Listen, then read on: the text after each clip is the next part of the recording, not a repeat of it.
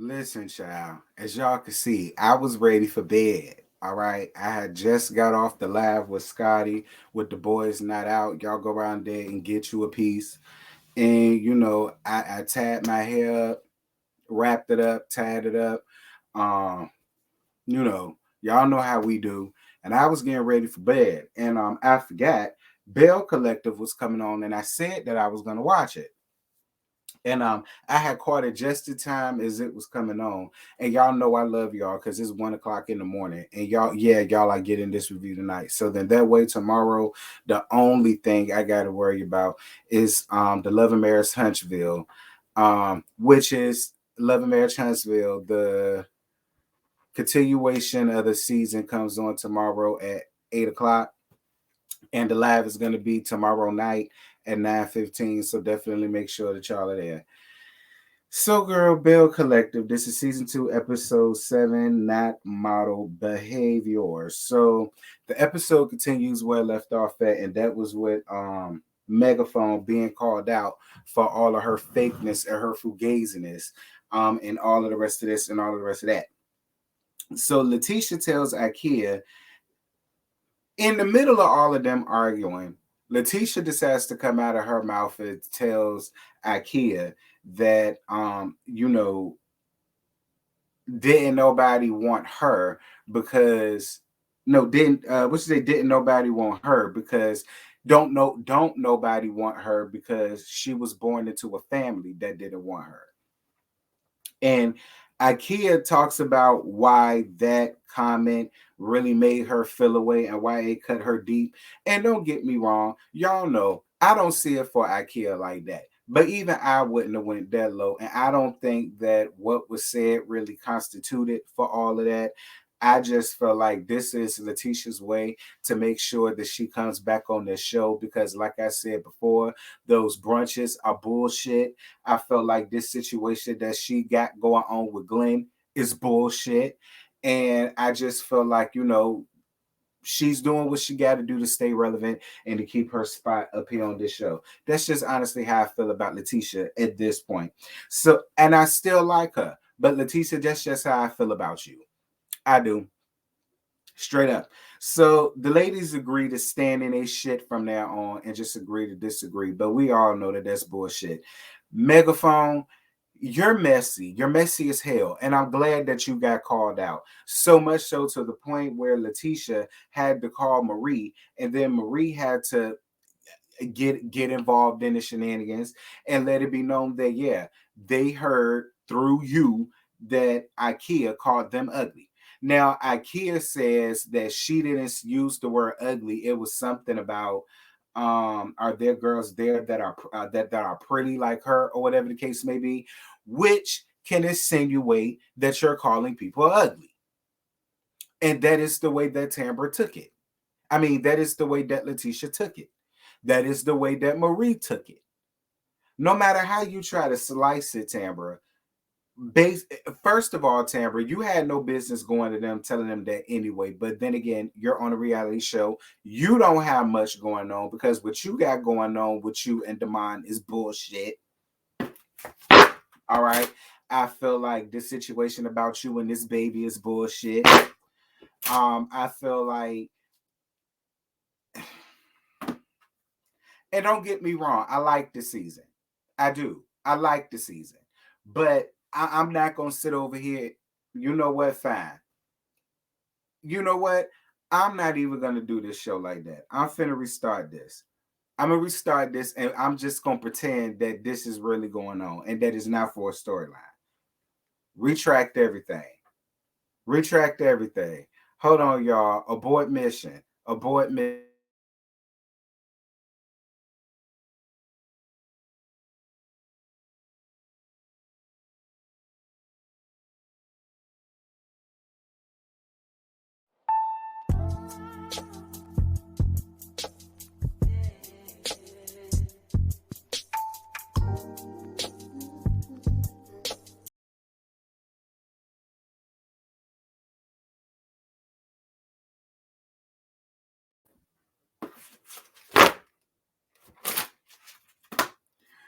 So the episode starts off where it left off at, and that was down to this tad ass sister Venture, right? And so Megaphone gets called out on her foolishness, and I'm not mad at her for getting called out.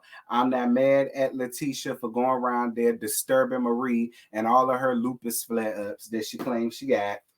And I said I won't go do this, but I had to get her at least that. Anyway, she had to call and disturb her and all of her lupus flare-ups and all of this with this foolishness. At the end of the day, Tambra, it don't matter. You was being messy. So just admit that you was being messy and just let it be that. All right, stand up in your shit. That was the perfect way to end this. All of y'all need to stand up in their shit. IKEA, at the end of the day, basically what you said, insinuating that you was expecting ugly hoes to be around there. Okay, and it just is what it is. Letitia and Marie had no choice but to take it the way that it was given, because no matter how y'all sliced it and flipped it and rubbed it the hell down, you're insinuating that less attractive people could be there, and you want to make sure that that did not happen in order for your presence to be there. But be clear, IKEA, you cute, but you for damn sure ain't all that. Like, I mean, listen, you cute enough to make girl, you girl, you cute enough to do the Arthur reboot. All right. You cute enough to make the Arthur reboot. All right. You could be Francine, little best friend, or Arthur and them could have had another baby. You know what I'm saying? And you could fit in with one of them or whatever. But don't try to make it act like you some bathing beauty, because you ain't. Anyway, moving on from that. So Gucci and Latrice meet up to go and look at venues. Now I'm not gonna say what the people saying about so Gucci and her being the top realtor around there to Jackson. I'm not even gonna do her like that. I'm not gonna do her like that, because y'all know how I feel about JJ. So again, we're gonna act like all of this is real. So they go around there and they look at a new space for Latrice's shop or whatever. It's a historical building. So of course, when it's a historical building, there are things in there that you just cannot change because they're historic. And you know, Latrice, she don't want that. She wants something new, but she also wants something that she could change and make her own. And she wants to look at more buildings. My thing is, I just feel like this adds to what people are saying about So Gucci and this realtor thing, because you would be looking at other buildings anyway. Like, for y'all to make it seem as if that was the only one that y'all, or at least that's what y'all made it seem that way. Y'all made it seem as if that was the only building that y'all went to go and see, and that was it. I thought realtors had about 3-4 different properties lined up for the person to go and see. But again, I love So Gucci, and I'm not finna do her like that. So we're gonna say, and moving on. So IKEA, and I assume the man name is Will. And I'm only saying this because Scotty called him Big Willie Style. So I'm just assuming that his name is Will, because I can't remember that damn man name. So I'm just gonna say it's Will. And if I'm wrong, Scotty wrong, because he called him that. And Will tries pig ears for the first time. It's funny. Mimi, she love pig ears. Me, I wouldn't touch it with a 10-foot pole. I guess it all depends on, you know, your taste palettes. You know, just because we from down south don't mean we like the same shit, girl. So I was kind of with him. Even on the sandwich, it is not appealing. I didn't think it would be either. So Will tells IKEA about the fishing trip, and IKEA tells him about the sister Vention and why she was so hurt by Letitia's words. And she lets us know that she wasn't raised by her real mom. Her real mom basically chose a no good ass nigga over her. And her real mama dumped her off around there to her auntie, and her auntie legally adopted her. And she appreciates it because her auntie gave her the best life that she could have. Now, IKEA, I can rock with you on that, because again, that's my story too. You know what I'm saying? My great aunt adopted me, kind of, sort of. She became my legal guardian, I will say, because I still got my ain't shit made me last name. You know what I'm saying? I ain't gonna tell y'all my mama last name. They ain't none of y'all business. But you know, and I feel the same way you do about yours, about my parents. because God gave me and my brother the two best parents that anybody could ever ask for. And I say that all the time. I told my mom that while she was alive. So, if I could say it when she's alive, I could say it when she's gone. And my dad, too. I didn't get a chance to say it to him. I was too young when he passed, but So I connect with you off of that. And you know what? Now you see Letitia for her works because you shared some vulnerable insight about you, and the first thing she did was weaponize that and weaponized you with it at the first moment she got mad with you. See, that's a bitch that you cannot trust and that you don't need in your corner. So at this point, I'm not mad at you for not wanting to do business with Letitia. The gag is you won't do no damn business with Letitia because, girl, y'all ain't got shit going on Fair Street any damn way. The only thing you got going on is your restaurant that you got going on with Will, and it is what it is. But I'm gonna tell you something. I don't want to hear nobody in the comments trying to get Will together for what he said, because Will said what he said. There was some low down dirty ass shit. He right. They can go down low. Because they could even up because see, if it was me, I would have said, and bitch, there was a point in time Glenn ain't want your fat fuck ass either, ho. So much so he had another baby on your damn ass. Now, that's what I would have gave her if it was me. You absolutely right. Will is right. She got low with you, and y'all could have took it to the fiery pits of hell if you wanted to. Just saying. Anyway, no, you fucking lying. So Timber working on Rock the Runway fashion show, and Melody come through, and then they talk about sister intervention. And so Timber says that she still never used the word ugly. That was just Letitia's interpretation of it. And again, I call bullshit, Megaphone. Girl, bye. At the end of the day, it don't matter. No matter how you would have sliced it and flipped it up and rubbed it down, that's still implying that them girls is ugly. Period. No matter how you look at it. Stop it. Come off it. You was being messy. Just stand in your shit. Anyway, so Gucci and JJ have Sanjay, Star, and Sky meet with D so they can finally talk and get stuff off their chest. First of all, hey Sanjay, hey Star, hey Sky. Sky, let me tell you something, baby. You gave it to me.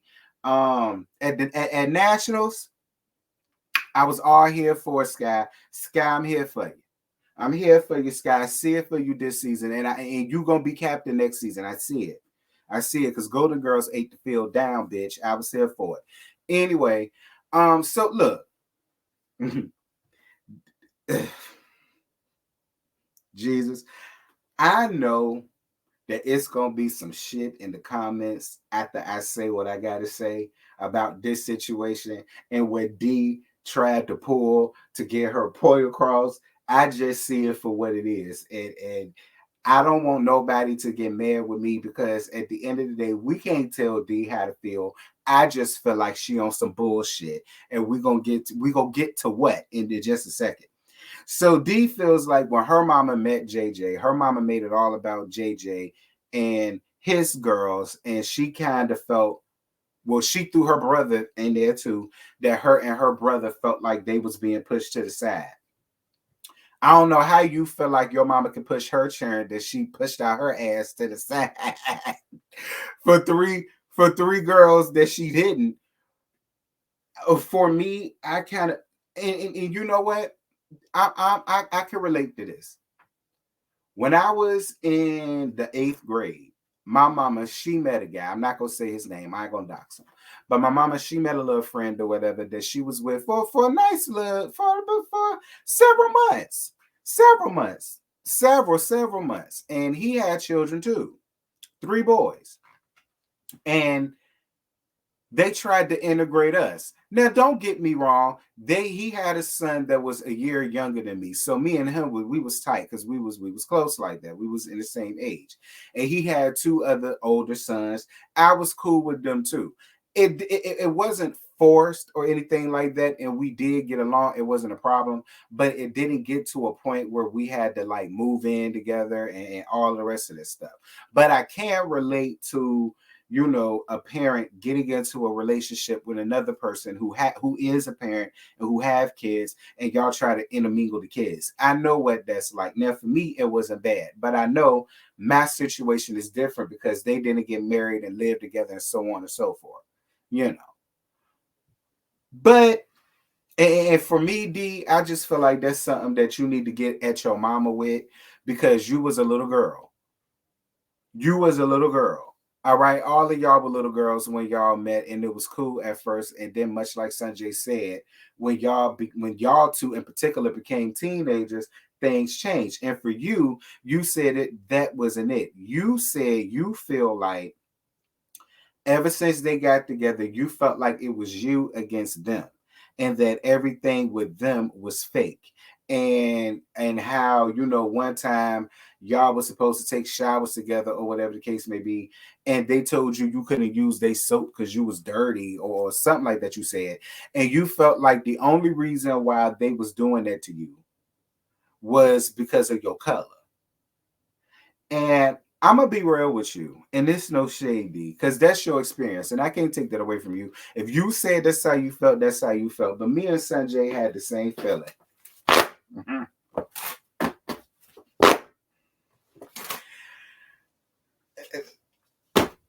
Listen, because if I keep on talking, it's the comments is gonna be in shambles. So all I'm gonna say to you is this. Carlos King, please. We already have to deal with this on Potomac, I see. And they don't even come out yet until October. But with the Tea Talk I just did, and from the comments that Wendy made and the stuff that people is happening now, I already got to deal with the colorism thing this season with Potomac. I already had to deal with that with Basketball Wives. I refuse to go through that with this show, Carlos King. Please find a better road, this road for them to go down on. I really hope this is the last episode of this. It was great to see Star and Sky and Sanjay. Shout out to Sanjay in her confessionals, looking real cute, looking like a real Southern Belle. All right, because I feel like that ain't what she wanted to wear. It's called Belle Collective, and everybody else is up there looking classy. So she can't come up there like what I know she wanted to come up there in. But but for what it was, okay, because it gave me Sunday school. No shade, it gave me Sunday school, but it was cute. It went with the theme for what this was, and I loved how Sanjay handled herself. And listen, let me tell y'all something, and this for real, for real. I hope y'all learned a valuable lesson of this, and that is, y'all can all go through the same experience but have different outcomes. And D, they heard you out, and I really hope you heard them out because y'all obviously don't share the same experience, and it's okay for y'all to disagree on things because I mean, for them it probably wasn't that way, so they would disagree. And for you, because you feel the way you feel, you're gonna always, So because I don't want to say too much. That's how D felt. That's how D felt. From what we saw, they talked about it. Sanjay was over it. A Star was damn sure over it. She ain't said nothing else. After she started crying, girl, I could tell she was pissed and she really wanted to put hands on somebody. And so she did the classy base thing, was just not say nothing. And Sky was ready to get back to band camp, girl. She ain't had no time to deal with none of this shit.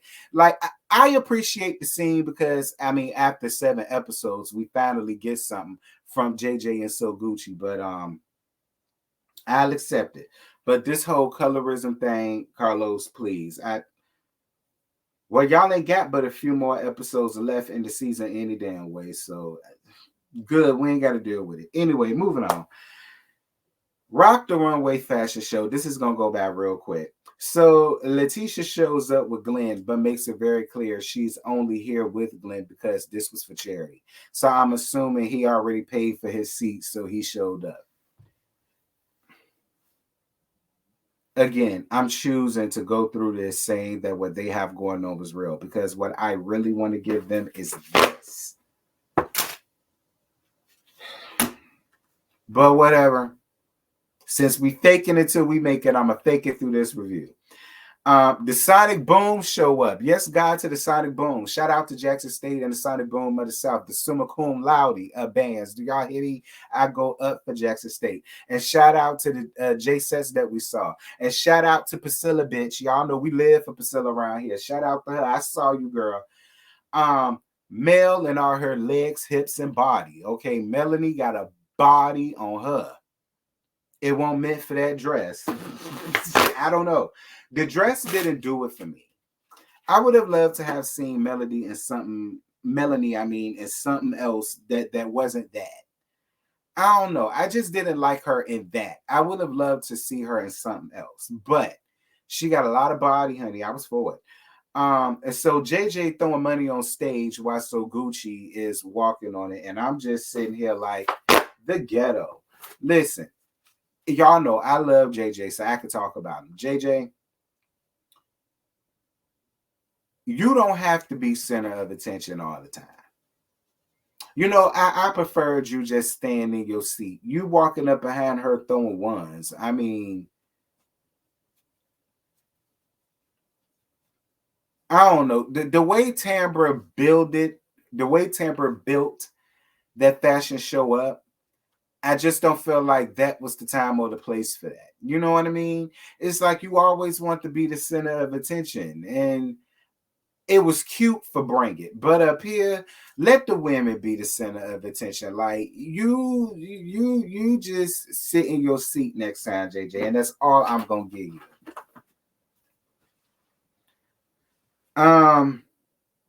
So Damon brings Tambra flowers on stage, and everybody thought that it was going to be a proposal. And I'm sitting here like, this is how we, whatever. Because I was going to say, this is how we know this is all some fuck shit. But because I'm choosing to believe that this is really going on, we're going with it. So Letitia pulls Damon to the side, and she tells him what Taisha told her about the emotional connection. And that was basically the end of the episode. Listen, for me, I still feel like Greedy is lying. Greedy is lying. Greedy is on some bullshit. I do believe that there's still dealings being made and being had by Mr. Damon and her. This whole thing about her moving in, because we see it in the next episode, he wants to move in with her, all of this. It's just also convenient now that Taisha is coming out with all of this. Because I feel like if Taisha never came out with none of this, I don't think they would be so gung-ho to move in and all of the rest of this stuff. Like, I don't know. Something about Greedy, his spirit does not match mine. And I